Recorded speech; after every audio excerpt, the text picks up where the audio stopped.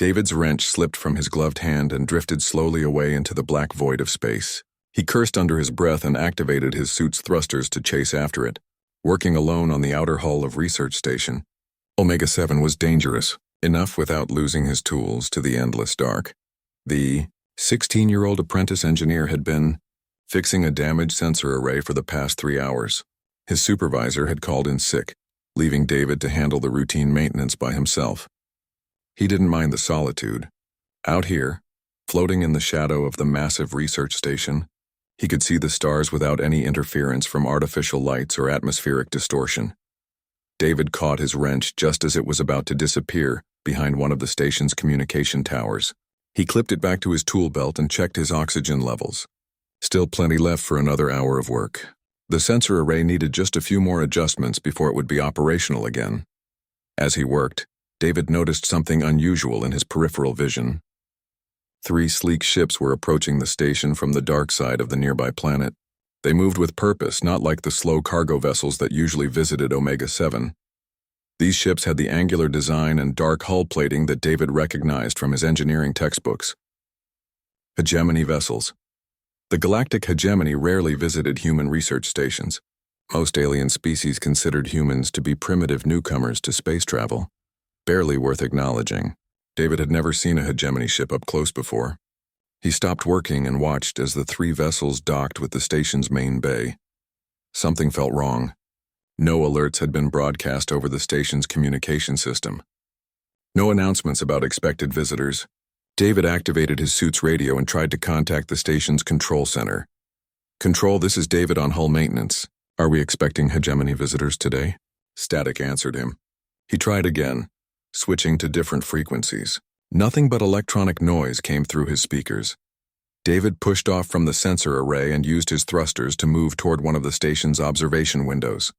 Through the thick, transparent aluminum, he could see into the main laboratory where Dr. Martinez and her team worked on their xenobiology research. What he saw made his blood freeze. 3 tall figures in dark armor stood over the bodies of the research team. The aliens had elongated heads and pale blue skin that seemed to shimmer under the laboratory's bright lights. One of them held a weapon that crackled with energy. Another was scanning the room with some kind of handheld device. The third alien appeared to be in command, pointing at different areas of the lab while the others moved to follow his directions. David watched in horror as the aliens methodically searched through the research data and specimens. They weren't here for a friendly visit or scientific exchange. They were eliminating witnesses and stealing information. He had to warn someone. David activated his emergency beacon and began recording a message to be transmitted to the nearest human colony. His hands shook as he spoke into his helmet's microphone. "This is David Chen, apprentice engineer aboard Research Station Omega-7. We are under attack by unknown Hegemony forces. All research staff appear to be dead. I am currently on the station's exterior hull. If anyone receives this message, please send help immediately." Before he could finish the transmission, movement in the laboratory caught his attention. One of the aliens had noticed the blinking light on a communication panel. The creature's large black eyes turned toward the window where David was floating. For a moment, the human boy and the alien stared at each other across the vacuum of space. The alien pointed directly at David and spoke to his companions. David didn't need to understand their language to know what was happening. They had found him. He abandoned the message and fired his thrusters at maximum power, racing around the station's hull toward the emergency airlock on the far side. Behind him, he could see lights moving through the station's corridors as the aliens pursued him. They knew the station's layout somehow, probably from stolen schematics or forced information from the research team. David reached the emergency airlock and frantically entered his access code. The heavy door began to cycle open with agonizing slowness. He could hear his own rapid breathing echoing inside his helmet as adrenaline flooded his system. The airlock finally opened enough for him to squeeze through. David pulled himself inside and immediately began the pressurization sequence. Through the small window in the outer door, he could see one of the aliens floating outside, having somehow reached the hull faster than should have been possible. The alien wore no spacesuit. Its pale blue skin seemed to glisten with some kind of protective membrane that allowed it to survive in vacuum. It pressed its face against the window and studied David with those unsettling black eyes. Then it raised its weapon and pointed it at the airlock controls. David threw himself away from the door just as a beam of energy struck the external panel. Sparks flew from the damaged circuits and the pressurization sequence stopped halfway through. The atmosphere in the airlock was too thin to breathe, but too thick for his suit's thrusters to work properly. Emergency lights bathed everything in red as the station systems detected the airlock malfunction. David pulled off his helmet and gasped in the thin air. His lungs burned, but he could breathe just enough to stay conscious. Heavy footsteps echoed from the corridor beyond the inner airlock door. The aliens had found another way inside the station. David looked around desperately for another escape route, but the airlock was a dead end. The only exit led directly into the corridor where his pursuers were waiting. The inner door slid open with a soft hiss.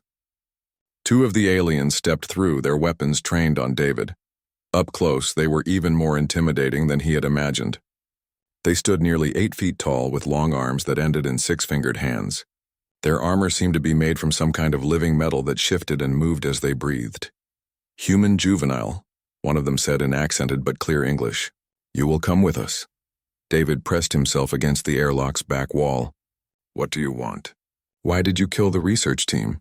"Questions will be answered in proper sequence," the alien replied. "You have witnessed classified hegemony operations. This requires investigation." The second alien stepped forward and grabbed David's arm with surprising gentleness. Despite their intimidating appearance, they seemed careful not to harm him unnecessarily. This gave David a tiny spark of hope. Maybe they just wanted to question him and then let him go. As they led him through the station's corridors, David saw the full extent of the aliens' work. Every member of the research team was dead, their bodies arranged neatly in the main laboratory. Computer terminals had been wiped clean of data. Specimen containers had been emptied and sterilized. "Why?" David asked as they walked. "They were just scientists. They weren't hurting anyone." The lead alien turned to look at him. "Human research into hegemony biology is prohibited. Your species lacks the wisdom to handle such knowledge responsibly." They reached the medical bay, which had been transformed into some kind of interrogation facility. Strange devices hummed with energy on tables that had been cleared of their normal equipment. David's hope began to fade as he realized these aliens had come prepared for more than just elimination and data theft. They had come prepared to extract information from a living witness. The medical table felt cold against David's back as the restraints tightened around his wrists and ankles. The aliens had stripped away his environment suit and dressed him in a thin medical gown that provided no warmth or comfort. Overhead, harsh lights buzzed and flickered, casting strange shadows on the walls. The 3 aliens stood around the table like surgeons preparing for an operation. The tallest one, who seemed to be their leader, adjusted a device that looked like a cross between a medical scanner and a torture instrument. His companions checked readings on handheld displays and spoke to each other in their clicking, musical language. "I am Commander Krex," the tall alien said, his black eyes fixed on David's face.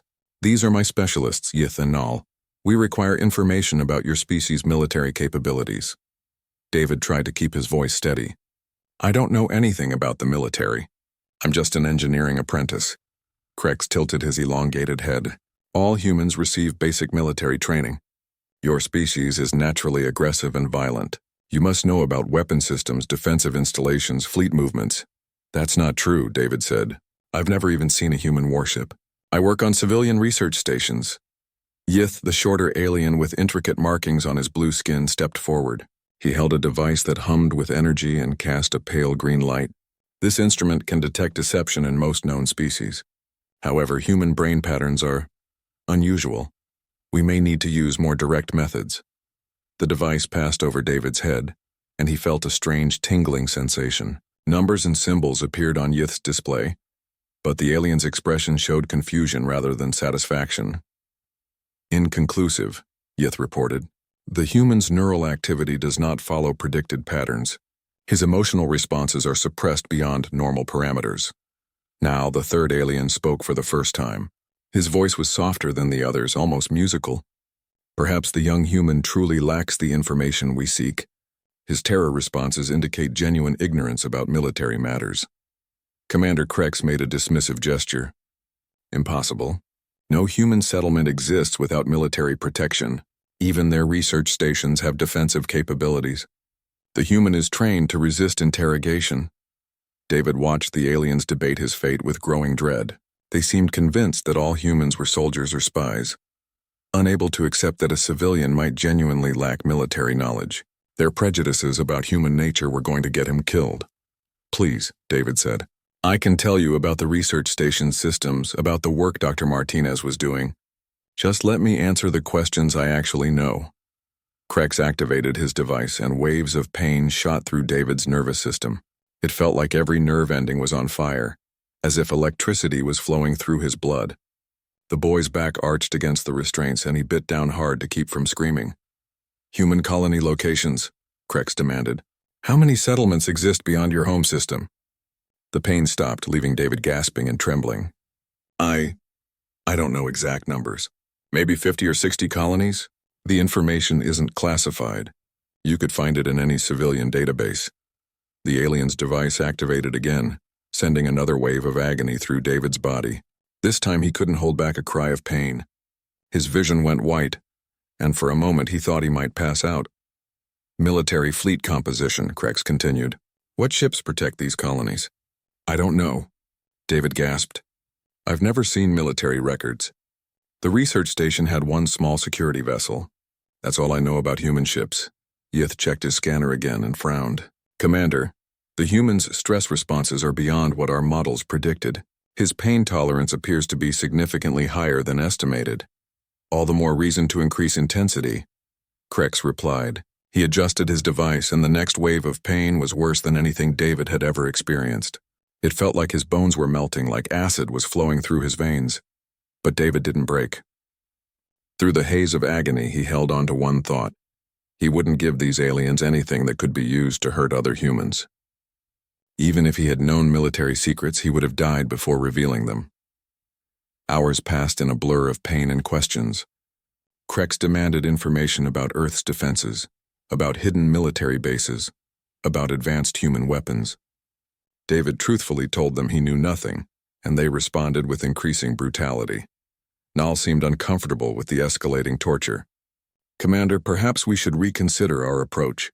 The human may genuinely lack the information we seek." "Impossible," Krex snapped. "Human deception is legendary throughout the galaxy. They are cunning and treacherous by nature. This one is simply well-trained in resistance techniques." Yith studied his readings with growing amazement. "Commander, you need to see this. The human's endurance levels are far beyond our projections. His nervous system should have shut down an hour ago." David could barely hear them through the ringing in his ears. His body felt like it was made of broken glass, every movement sending fresh waves of pain through his system. But his mind remained clear, focused on one simple truth. He would not betray his own species. "Increase the neural probe intensity," Krex ordered. "If the human won't speak, we'll extract the information directly from his brain." A new device descended from the ceiling, bristling with sharp probes that glowed with energy. David watched it approach with a strange sense of calm. He had endured hours of torture without breaking. If this was how it ended, at least he would die knowing he had protected others. The neural probe touched his skull, and pain exploded through his consciousness like a supernova. Every thought became agony, every memory turned to fire. David felt his mind beginning to fragment under the assault. But still he held on to that one essential truth: protect humanity at all costs. Alarms began to sound as David's vital signs spiked beyond the aliens' monitoring equipment. His heart rate climbed to impossible levels. His brain activity showed patterns that the aliens had never encountered in any species. "Commander," Yith called out in alarm, "his biological functions are failing. We may be pushing beyond the human's physical limits." "Continue," Krex ordered coldly. "If he dies before revealing information, we'll learn from the autopsy." David's vision darkened around the edges.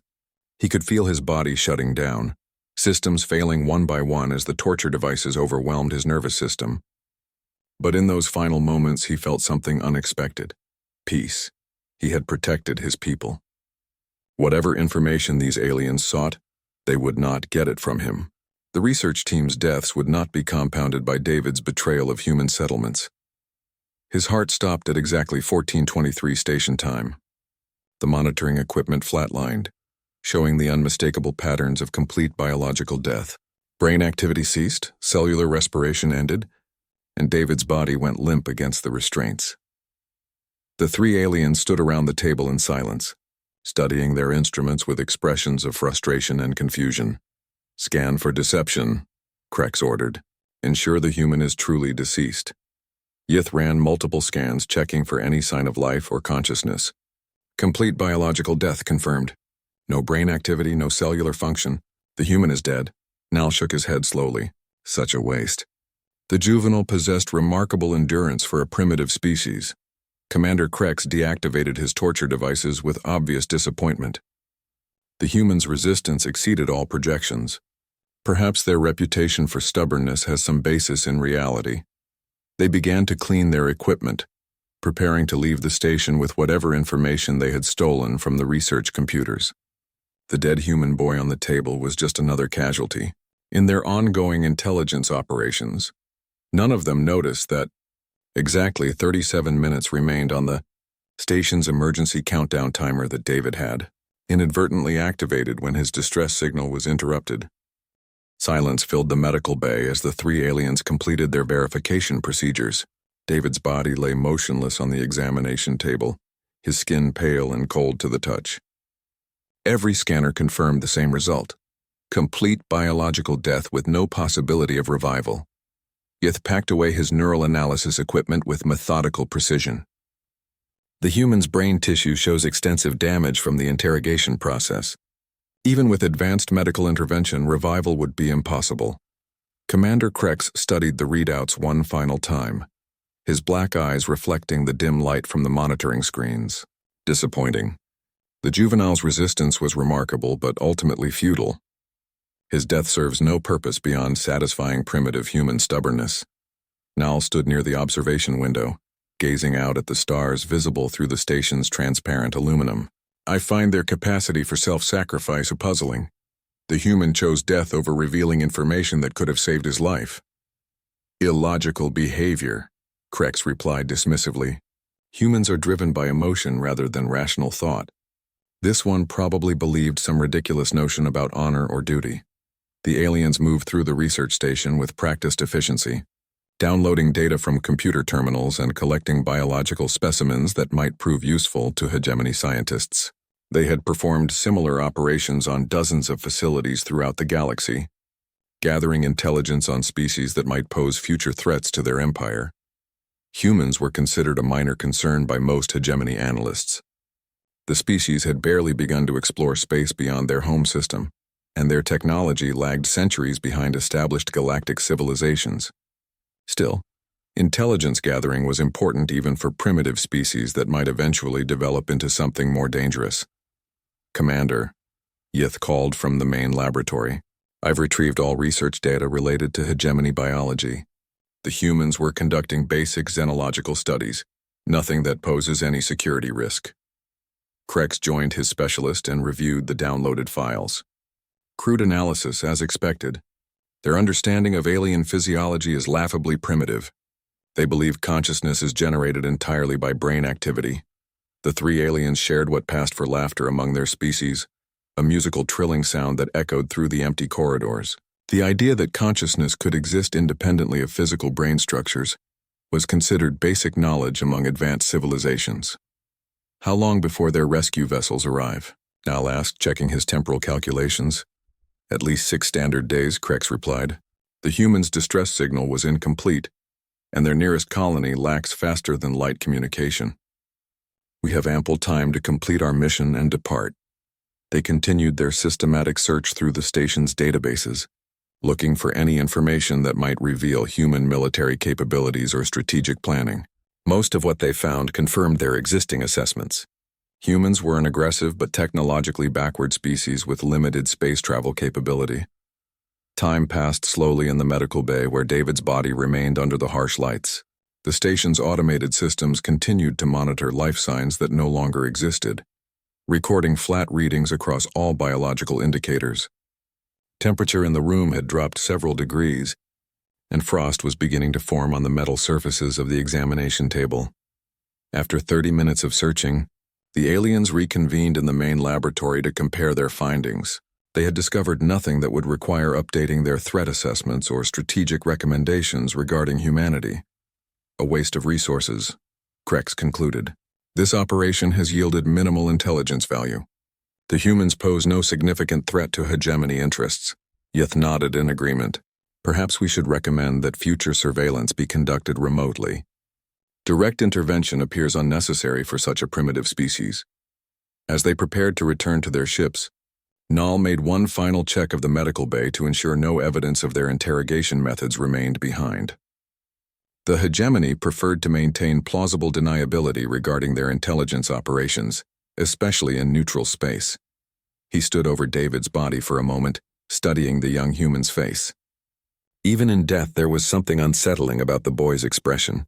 Not peaceful exactly, but expectant, as if he were waiting for something to happen. "Commander," Nal called, "perhaps we should dispose of the human's remains. His injuries might raise questions among the rescue teams."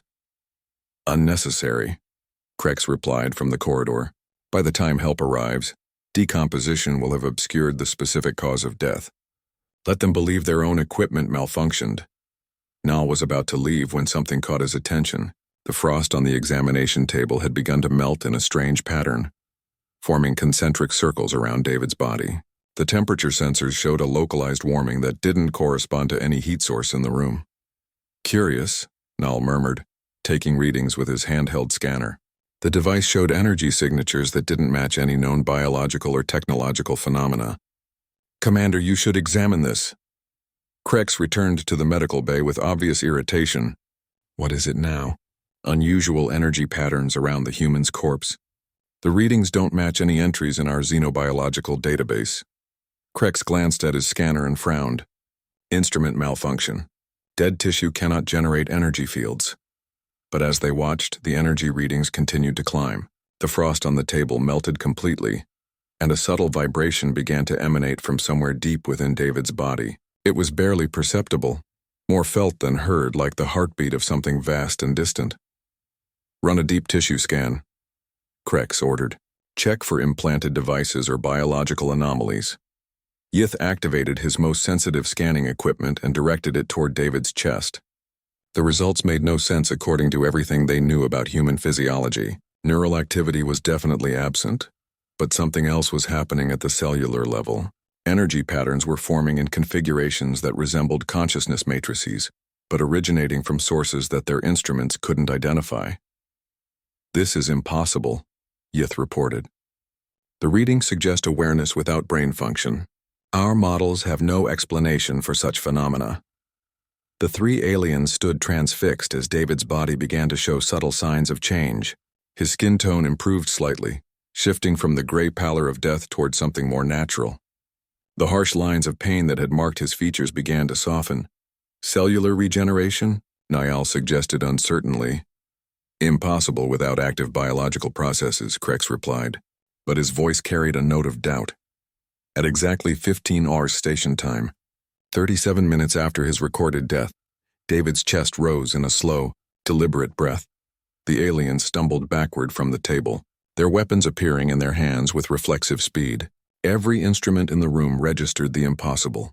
A dead human returning to life without any medical intervention or advanced technology. David's eyes opened. They were the same brown eyes that had looked at them with defiance during the interrogation, but now they held something else.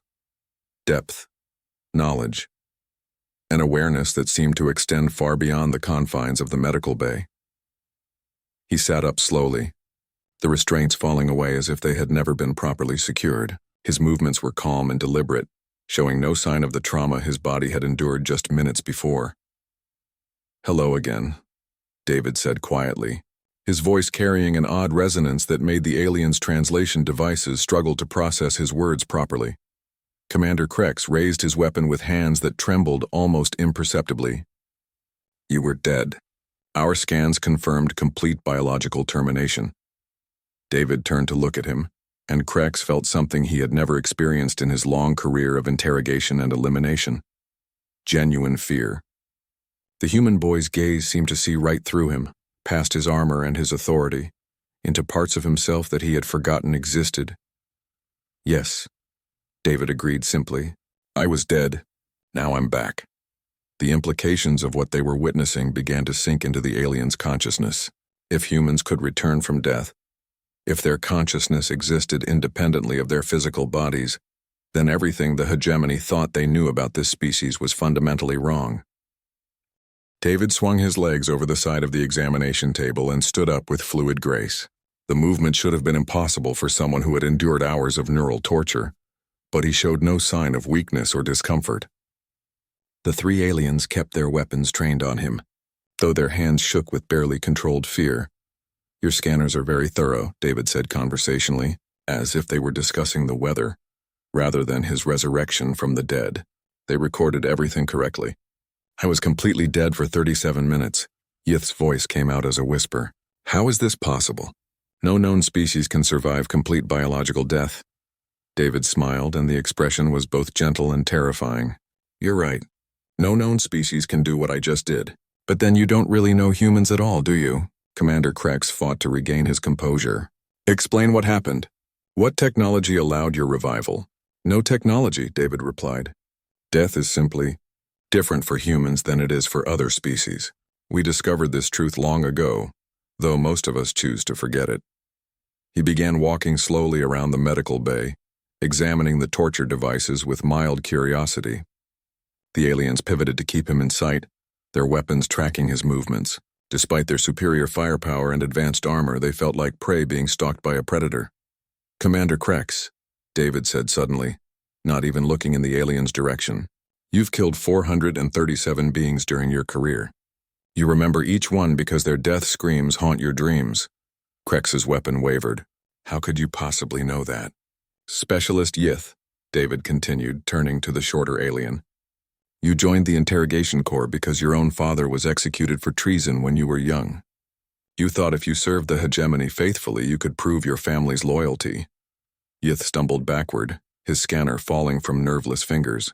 "That information is classified at the highest levels. No human could access those records." David's attention shifted to the third alien. "And Nal, you volunteer for these missions because you hope that someday you'll find evidence that your missing brother is still alive. He disappeared on a deep space reconnaissance mission 12 years ago." Nal's weapon clattered to the floor as his hands began to shake uncontrollably. Stop speaking. "I'm not reading your minds," David explained gently. "I'm not accessing your computers or databases. During those 37 minutes, I learned things that living beings aren't supposed to know. I saw the connections that bind all consciousness together. The aliens pressed themselves against the far wall of the medical bay, as far from David as the room would allow.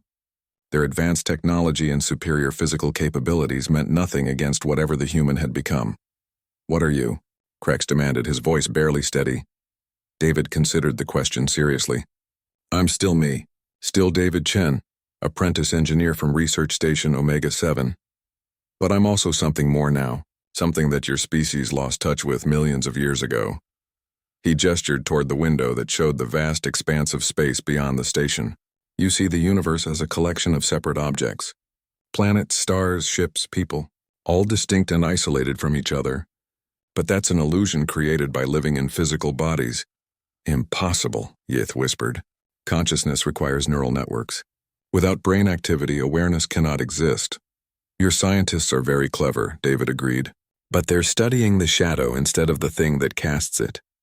Consciousness doesn't come from brains. Brains are just the receivers, like communication equipment picking up signals from somewhere else."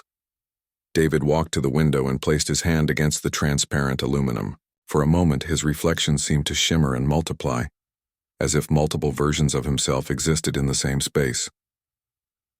"Humans remember what you've forgotten," he said quietly. "We know that death is just stepping from one room into another. Most of us are afraid to use that knowledge, but it's always there." Commander Krex struggled to process what he was hearing. "If this is true, why don't humans use this ability? Why do you fear death like other species?" David turned back to face them, and for an instant the alien saw something vast and ancient looking out through his young human eyes. "Because the place we go when we die is so beautiful, so perfect, that most who see it don't want to come back. It takes tremendous willpower to return to a physical body." "Then why did you return?" Nal asked. "To deliver a message," David replied simply. The beings you killed today were conducting research that would have helped both humans and aliens understand each other better. Their work was motivated by hope, not aggression. He pointed at each alien in turn. You came here believing that humans are primitive and violent. You tortured me because you assumed I was hiding military secrets. But we're not the monsters you think we are. David's voice carried an authority that seemed to resonate in their bones.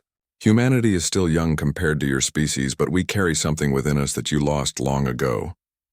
We remember what it means to be truly alive, truly connected to the universe around us.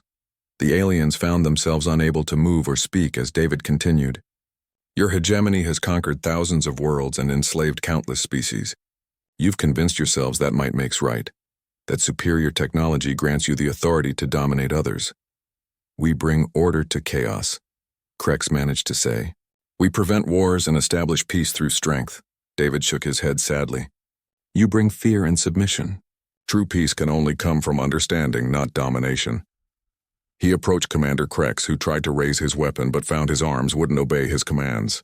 I could kill all three of you right now, David said matter-of-factly.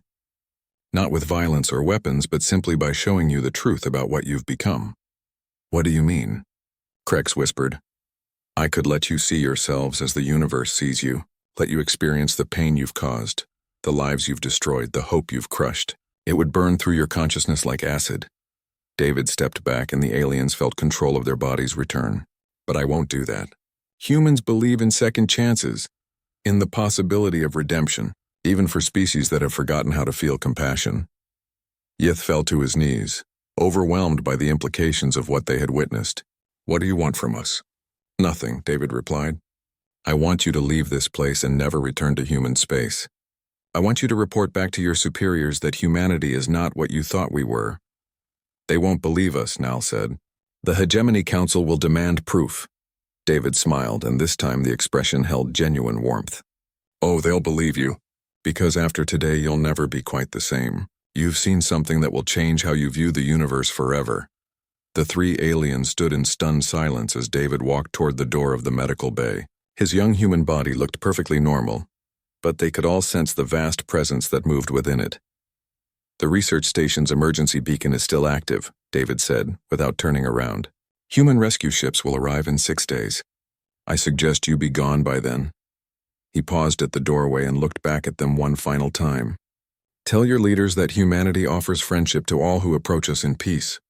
But for those who come as conquerors, David's eyes held depths that seemed to stretch into infinity.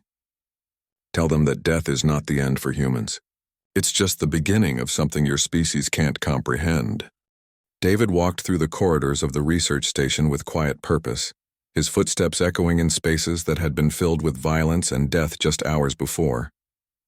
Behind him, the three aliens followed at a respectful distance, no longer the confident predators who had arrived to eliminate witnesses and steal information. The human boy stopped, in the main laboratory where Dr. Martinez and her team lay, dead among their overturned equipment. He knelt beside each body in turn, placing his hand gently on their foreheads. As he touched them, a subtle change came over their faces. The expressions of fear and pain that had marked their final moments softened into something approaching peace. What are you doing? Yith asked quietly. David didn't look up from his work, helping them find their way. Death came so suddenly that they're confused about what happened. I'm showing them the path to where they need to go. Nal stepped closer, his scientific curiosity overcoming his fear. You can communicate with the dead? Death is just a transition, David explained as he moved to the next body.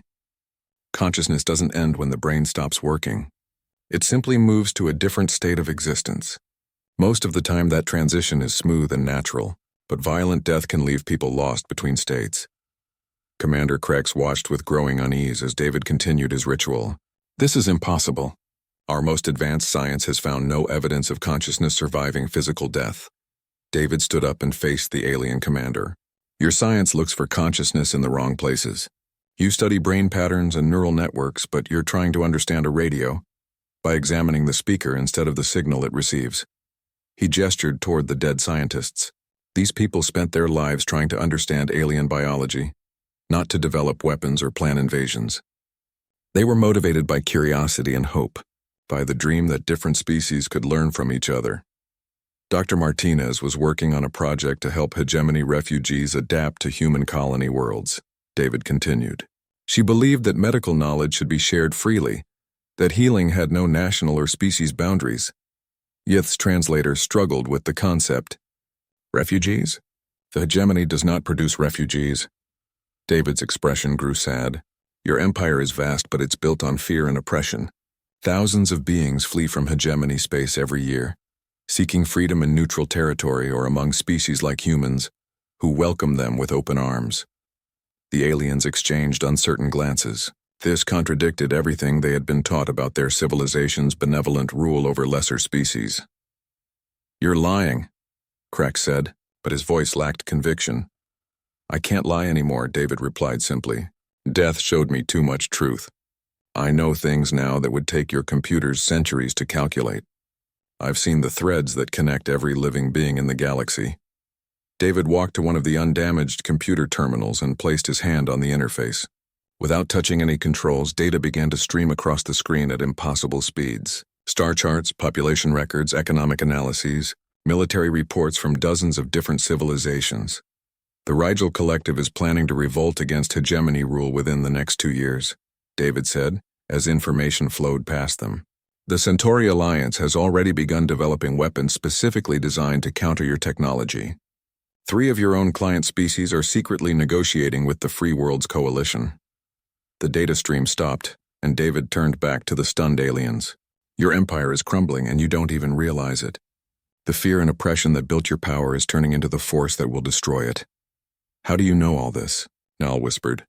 During those 37 minutes, I wasn't really dead, David explained. I was connected to something vast and ancient, a network of consciousness that spans the entire universe. Every being that has ever lived, every thought that has ever been thought, every dream that has ever been dreamed. It's all connected. David moved to the observation window and looked out at the stars. Humans call it different names. Some say God, some say the universe itself, some call it the collective unconscious. But it's real, and it's aware, and it's been watching your species for a very long time. What does it want with us? Krex asked. The same thing it wants from every conscious being, David replied. Growth. Understanding. The choice to become something greater than what you are now. He turned back to face them, and again they saw depths in his eyes that seemed to stretch beyond the physical world. Your species was once like humans are now, young, curious, eager to explore and learn. But somewhere along the way you chose fear over wonder, control over freedom. The hegemony brings stability, Yith protested. Without central authority there would be chaos and war. David shook his head. There's already war. It's just hidden behind the facade of peaceful submission. Your subjects hate you, and that hatred is spreading like a virus throughout the galaxy. David accessed another terminal, and images appeared on screen showing riots on hegemony worlds. Secret meetings between resistance leaders, underground networks smuggling refugees to free space. You've built an empire on a foundation of sand, David said. And the tide is coming in. The 3 aliens stared at the evidence of their civilization's decay with growing horror. They had been so focused on their technological superiority that they had missed the signs of social and political collapse. What can we do? Nal asked desperately. Change, David said simply. Remember what you used to be before fear and arrogance consumed you. Return to the values that made your species great in the first place. Impossible, Krek said. The Hegemony Council would never abandon their authority. Then the hegemony will fall, David replied matter-of-factly, and something better will take its place. He walked back to where the aliens stood clustered together like frightened children. But you 3 have a choice. You can return to your masters and report what happened here. Continue serving a system that's doomed to collapse, or you can take a different path. What path? Yith asked. The path of truth, David said. Start asking questions about what your empire really does to the beings it claims to protect. Look for the refugees Dr. Martinez was trying to help. See for yourself what kind of civilization you've been serving. David moved past them toward the docking bay where their ships waited. I'm not your enemy, he said over his shoulder. None of humanity is your enemy. But we won't tolerate oppression or cruelty, and we'll defend ourselves if necessary. The aliens followed him through the corridors, their minds reeling from everything they had learned. At the docking bay, David stopped and faced them one final time.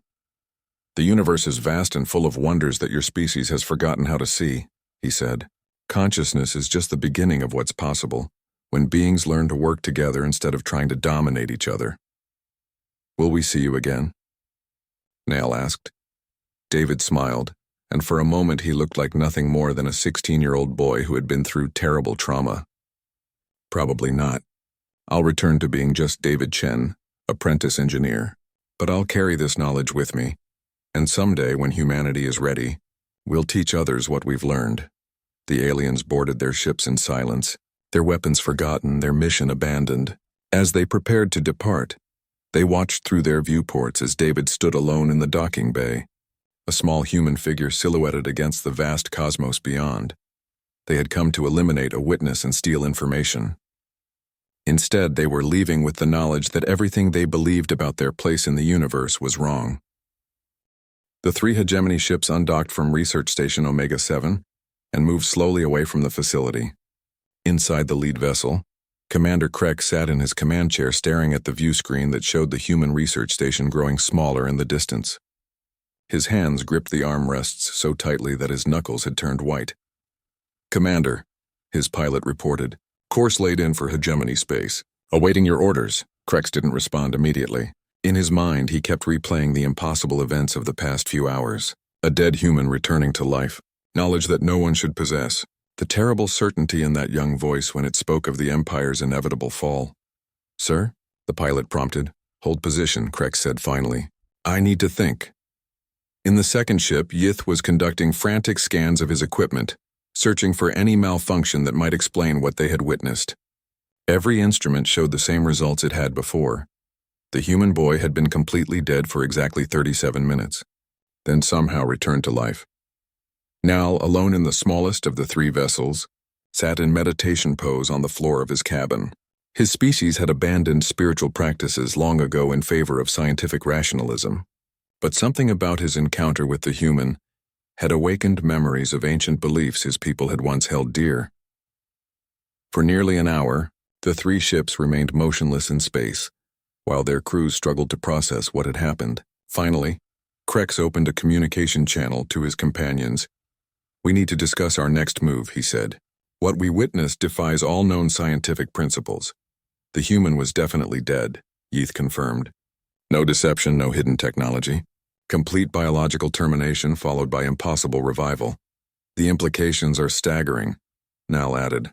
"If humans possess capabilities we don't understand, our threat assessments are fundamentally flawed."